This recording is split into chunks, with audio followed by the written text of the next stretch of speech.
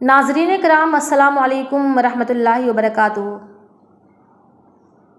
Programme نبیوں کے قصے میں میں رضوانہ عبید ایک بار پھر آپ کا خیر مقدم کرتی ہوں، اور آج ہماری گفتگو کا موضوع ہے کہ عزازیل سے ابلیس کیسے بنا، اور حوا علیہ السلام سے اور حضرت آدم علیہ السلام سے وہ کون سے گناہ سرزد ہوئے جس کی پاداش میں ان کو جنت سے روح ارض پر بھیج دیا گیا۔ گزشتہ ایپیسوڈ میں ہم نے آدم علیہ السلام اور حوا علیہ السلام کی تخلیق کے بارے میں بتایا تھا، اور ابلیس کا بھی ہم نے وہاں پہ ذکر کیا تھا۔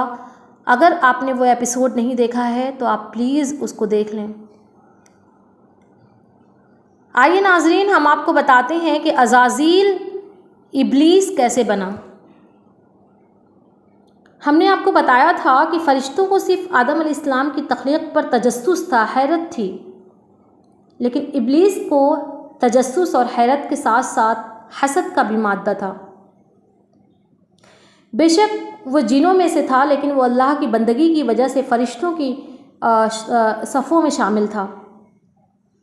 جب اللہ تعالیٰ نے فرشتوں کو سجدہ کرنے کا حکم دیا تو فرشتوں نے سجدہ کیا، لیکن عزازیل ابلیس نے انکار کر دیا۔ اس نے کہا اللہ تعالیٰ سے کہ اے اللہ، میں تو آگ سے پیدا کیا گیا ہوں، میرا رتبہ فرشتوں سے بالا ہے، برتر ہے، آگ اوپر کی طرف اٹھتی ہے اور مٹی ایک حقیر چیز ہے۔ جیسا کہ اللہ تعالیٰ نے قرآن مجید میں فرمایا ہے، خلقتنی من نار وخلقتہ من طین، مجھے آگ سے پیدا کیا گیا ہے اور اس کو مٹی سے پیدا کیا گیا ہے۔ پھر اللہ نے کہا کہ تم نے میرے حکم کی تعمیل نہیں کی، لہٰذا تم یہاں سے نکل جاؤ، اور میں نے قیامت کے لیے اپنی رحمت سے دور کیا، میری رحمت سے دور ہو جاؤ۔ فانظرنی الی یوم یبعثون، تب ابلیس نے کہا کہ اے اللہ، تو مجھے اس دن تک کے لیے مہلت دے دے جب یہ لوگ دوبارہ اٹھائے جائیں گے۔ پھر اللہ نے اس کو مہلت دے دی۔ پھر ابلیس نے اللہ سے کہا کہ ٹھیک ہے، جو تو نے مجھے مہلت دے دی تو میں تیرے ہر ایک بندے کو قیامت تک بھڑکاؤں گا، گمراہ کروں گا۔ تو اللہ تعالیٰ نے کہا ٹھیک ہے، یہ بھی کر کے دیکھ لے، جو میرے نیک بندے ہوں گے وہ تیرے حال میں نہیں آنے والے، تیری جال میں نہیں آنے والے، اور جو گنہگار ہوں گے وہ تیرے پیروکار ہو جائیں گے۔ ہم یہ دیکھتے ہیں ناظرین، ابلیس جو کہ زندگی بھر اللہ کی عبادت کیا، لیکن ایک سجدہ تعظیمی نہ کرنے کی وجہ سے وہ اللہ کی رحمت سے مایوس ہو گیا۔ وجہ کیا ہے کہ اس نے غرور کیا، گھمنڈ کیا، اور غرور اور گھمنڈ یہ ذات صرف اسی ذات پر زیبا دیتی ہے جس کے قبضہ قدرت میں ہماری جان ہے، یعنی اللہ تعالیٰ۔ وہی خالق ہے، وہی مالک ہے، تمام کبریائی، تمام جبروت، تمام جلال صرف اللہ کے لیے ہے۔ آئیے ناظرین، اب ہم آپ کو بتاتے ہیں کہ حضرت آدم علیہ السلام اور حوا علیہ السلام سے وہ گناہ کیسے سرزد ہو گئے۔ چونکہ ہم نے آپ کو بتایا تھا کہ آدم علیہ السلام اور حوا علیہ السلام جنت میں رہتے تھے، وہ ساری نعمتوں سے فیضیاب ہوتے تھے، ساری نعمتوں سے لطف اندوز ہوتے تھے۔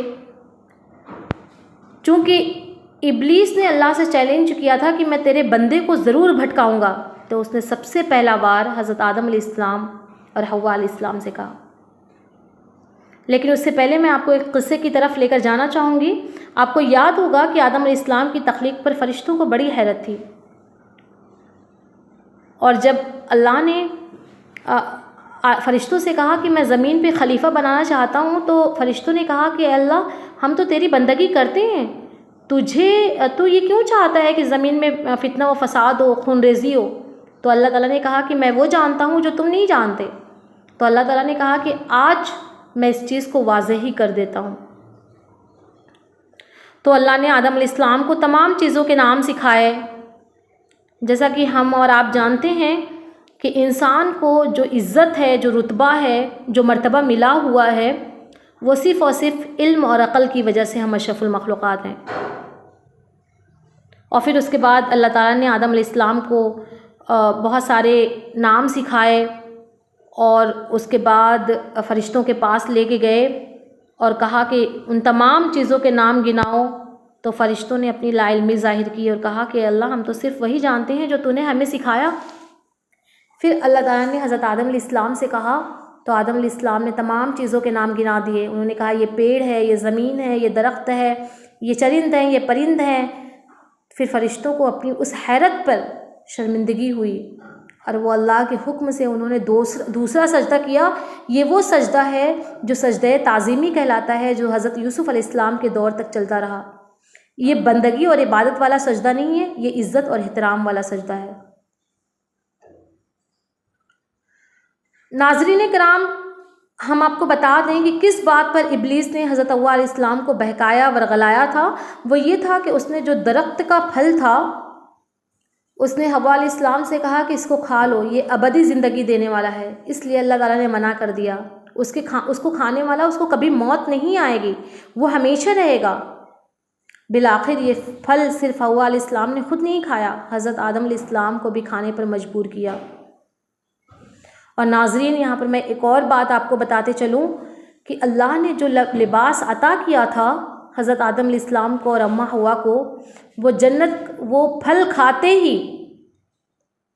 وہ لباس ان کے باڈی سے ہٹ گئے، ان کے بدن سے، ان کے سطر سے ہٹ گئے، اور وہ اب سطر کو چھپانے لگے درخت کی پتیوں سے۔